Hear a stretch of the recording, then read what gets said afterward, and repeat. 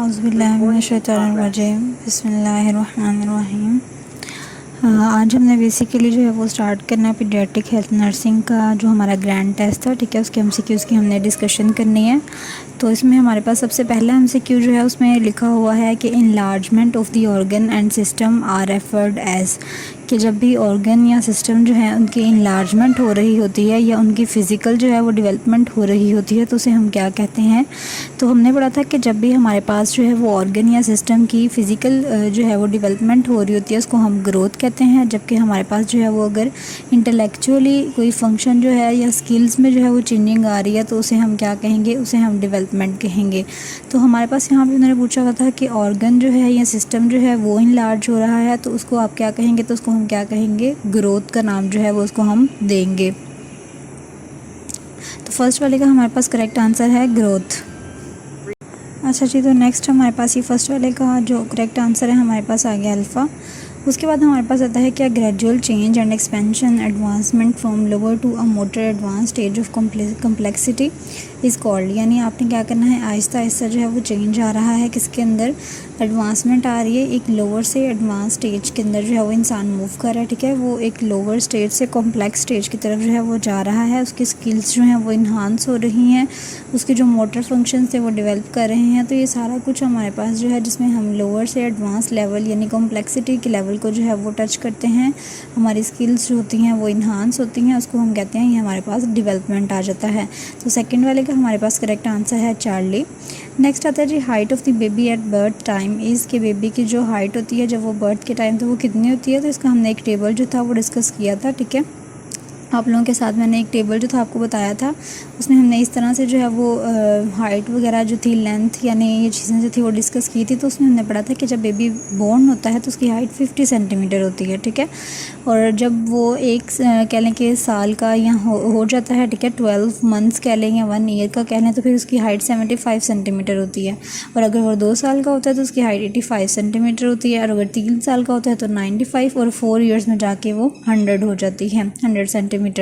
तो आप लोगों ने ये टेबल जो था ये यहाँ से जो था इसको आपने देखना था। और हमने एक और बात इस टेबल में डिस्कस की थी कि जो बेबी 2 ईयर्स से नीचे होता है उसको हम हाइट में नहीं कहते, हम उसकी लेंथ कहते हैं, ठीक है। और जब वो 2 ईयर्स से अबव चला जाता है तो तब जो है वो हम उसकी हाइट काउंट करते हैं। तो ये आपके पास एक क्लू था, आप यहाँ से जो थे वो अंदाज़ा लगा सकते थे कि जो हाइट है बेबी की एट बर्थ टाइम वो कितनी होती है हमारे पास, वो हमारे पास आ जाती है 50 सेंटीमीटर, ठीक है। तो उसके बाद हमारे पास जो है जी नेक्स्ट एमसीक्यू, अगर हम यहाँ पे इसका करेक्ट आंसर लगाएं तो ये आपके पास डेल्टा ऑप्शन आ जाता है, ठीक है। 50 centimetre height of the baby at birth time is 50 centimetre, तो डेल्टा ऑप्शन इसमें करेक्ट है आपके पास। नेक्स्ट है, which of the following is true about head circumference, यानी हेड सर्कमफेरेंस जो होता है वो कितना होता है। तो ये भी हमने एग्जैक्ट वैल्यू जो थी वो पढ़ी थी 30 to 35 सेंटीमीटर की, कि जो हेड सर्कमफेरेंस होता है बेबी का वो जब बॉर्न होता है तो उस टाइम उसका हेड सर्कमफेरेंस 30 to 35 सेंटीमीटर जो है वो हो जाता है। तो फोर्थ वन वाले का हमारे पास करेक्ट आंसर है बीटा। उसके बाद आपने फिफ्थ वन वाला हमारे पास एमसीक्यू है कि reflex is noted when the infant is lying supine and the extremities are extended on the side of the body, कि जब हमने इन्फेंट को जो है वो एक सुपाइन पोजीशन पे जो है वो लिटा दिया है और उसकी जो एक्सट्रीमिटीज़ हैं वो बिल्कुल एक्सटेंड हुई हैं, ठीक है, बॉडी के साइड के ऊपर हैं। हेड जो है वो टर्न्ड होता है अपोजिट साइड के ऊपर जब भी एक्सट्रीमिटीज़ को आप फ्लेक्स करते हो। तो ये कौन सा रिफ्लेक्स है, ठीक है। तो हमने रिफ्लेक्सेस जो पढ़े थे उसमें हमने रिफ्लेक्सेस के अंदर ये रिफ्लेक्स पढ़ा था जिसमें आपने ये इसको हम कहते हैं द टोनिक नेक रिफ्लेक्स, ठीक है। फेंसिंग पोस्चर आप इसे कह सकते हैं या टोनिक नेक रिफ्लेक्स कह सकते हैं। इसमें देखें आपके पास क्या होता है, जो बेबी है हमारे पास इसमें उसके इसको हम इससे दूसरा नाम हमारे पास फेंसिंग पोस्चर है, ठीक है।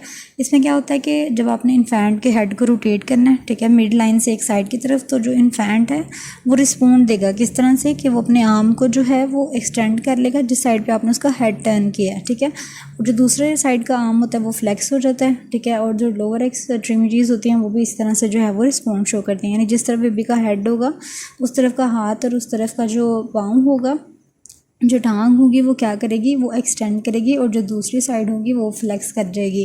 तो इसको हम कहते हैं टोनिक नेक रिफ्लेक्स, ठीक है।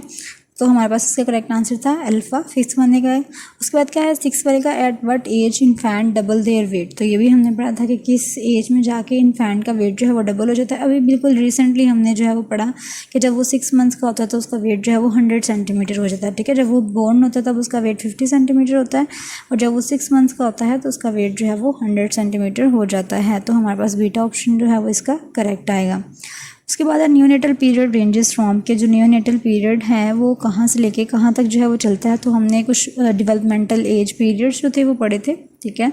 तो उसमें आपने ये पढ़ा था कि जो न्यूनेटल पीरियड होता है वो आपके पास कहाँ से कहाँ तक जाता है। देखें, प्री नेटल पीरियड आपके पास कंसेप्शन से बर्थ तक, न्यूनेटल पीरियड आपके पास बर्थ टू 4 वीक्स तक। उसके बाद इन्फेंसी पीरियड है 4 वीक्स टू 1 ईयर, और टोडलर पीरियड है 1 to 3 ईयर्स, ठीक है। प्री स्कूलर 3 to 6 है, और स्कूल पीरियड 6 to 12 है।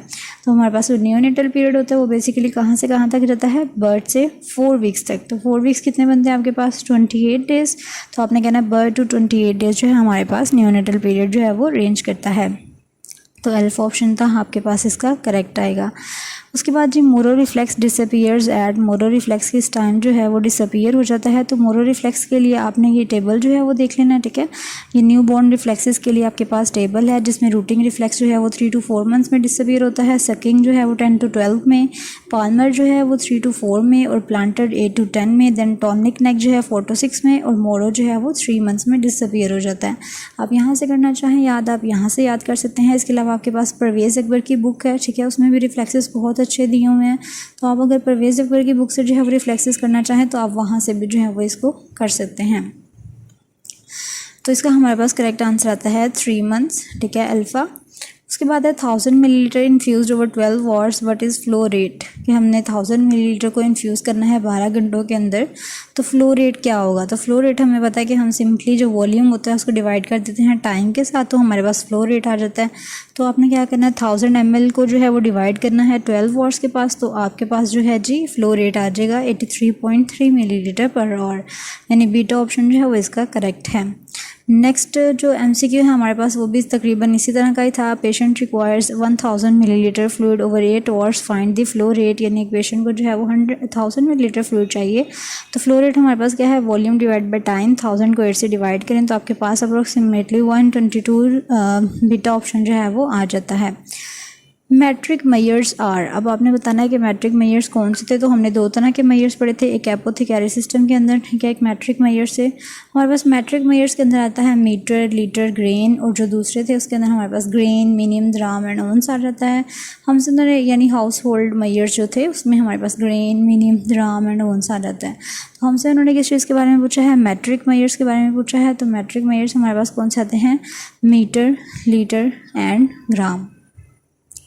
तो अल्फ़ा ऑप्शन जो है हमारे पास यहाँ पे करेक्ट आएगा।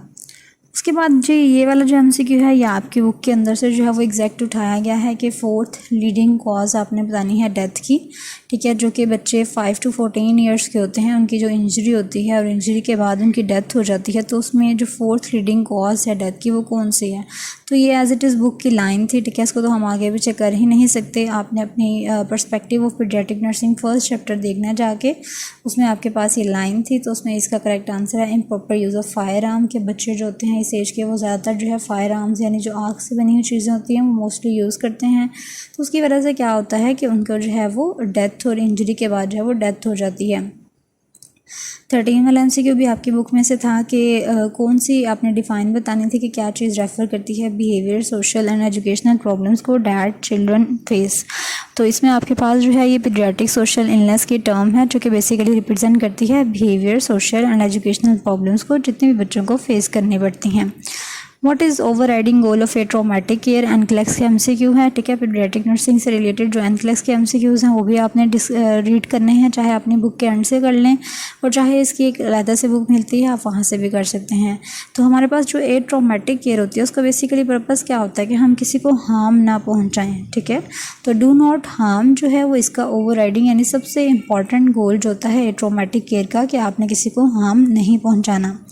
उसके बाद जी मोरल डेवलपमेंटल मॉडल जो है उसके कितने लेवल्स होते हैं। तो आपकी बुक के अंदर जो ग्रोथ एंड डेवलपमेंट वाला चैप्टर है उसके अंदर जो है ये इसके लेवल्स मेंशन हैं, ठीक है। अगर आपको आसानी के लिए देखना चाहें तो आप ये भी देख सकते हैं कि इसके अंदर हमारे पास 3 लेवल्स होते हैं, ठीक है। लेवल 1 है, लेवल 2 है और लेवल 3 है, ठीक है। लेवल 1 के अंदर आपके पास प्री कन्वेंशनल, और लेवल 2 आपके पास कन्वेंशनल लेवल है, और लेवल 3 आपके पास पोस्ट कन्वेंशनल लेवल है। लेवल 1 के अंदर आपके पास यंगर देन 6 ईयर्स का जो है बेबी आ जाता है। लेवल 2 के अंदर आपके पास 7 to 11 ईयर्स का, और लेवल 3 के अंदर आपके पास 11 ईयर्स से ऑनवर्ड बच्चा आ जाता है। तो आपके पास लेवल 1 के अंदर देखें स्टेप 1, 2 शामिल होते हैं। लेवल 2 में स्टेप 3, 4 और 5, 6। अगर आपसे कोई पूछ रहे थे कि Kohlberg theory of moral development के जो है वो लेवल्स कितने हैं, तो आपने बताना है 3। और अगर आपसे कोई ये पूछता है कि इसकी स्टेजेस कितनी है, तो आपने बताना है 6, ठीक है। अंदर आपने सारा यही बताना है जो लिखा हुआ है कि पनिशमेंट एंड ओबीडियंस ओरिएंटेशन होती है। फिर ऐसा ऐसा उसको जो है वो रिवॉर्ड्स और फेवर की तरफ जाना शुरू होता है। गुड बॉय गुड गर्ल का कॉन्सेप्ट आ जाता है। उसके बाद वो अथॉरिटीज़ जो होती हैं वो उसको अवॉइड करती हैं, तो वो मना हो जाता है, ठीक है। इसके अलावा आप जो इंडिविजुअल राइट्स के ऊपर एम्फोसिस करता है। स्टेप 6 में क्या है कि वो प्रिंसिपल्स ऑफ कॉन्शियसनेस को जो है वो ज़्यादा इम्पोर्टेंस देता है। तो ये मोरल डेवलपमेंट के जो थे ना वो थ्योरी थी, आपकी बुक के अंदर भी मेंशन है ग्रोथ एंड डेवलपमेंट वाले चैप्टर में, आप वहाँ से भी जो है वो इसको कर सकते हैं, ठीक है। तो हमारे पास इसका करेक्ट आंसर क्या था? 3। Moral development has following levels 3, ठीक है। और मोरल डेवलपमेंट के अगर आपसे पूछा जाए स्टेजेस कितनी हैं, तो वो आपके पास हैं 6। तो ये आपके पास जो था आपका आज का पेपर था, ठीक है। सारा आपका जितना भी टेस्ट था MCQ से रिलेटेड, ठीक है, वो यही था। इसके अलावा आपको हमने जो SCQs दिए थे 3, ठीक है। SCQs में आपके पास जो थे 3 SCQ थे आई थिंक सो। एक हमारे पास था कि सिक्वेंशियल ट्रेंड्स वगैरह आपने बताने थे, ठीक है। उसमें हमने सेफेलोकॉर्डल और ये चीज़ें जो हैं ये डिस्कस करनी थी कि सेफेलोकॉर्डल क्या होता है, और ठीक है। ये इसके अंदर आपने 3 तरह के बेसिकली ट्रेंड्स जो थे ना वो मेंशन करने थे।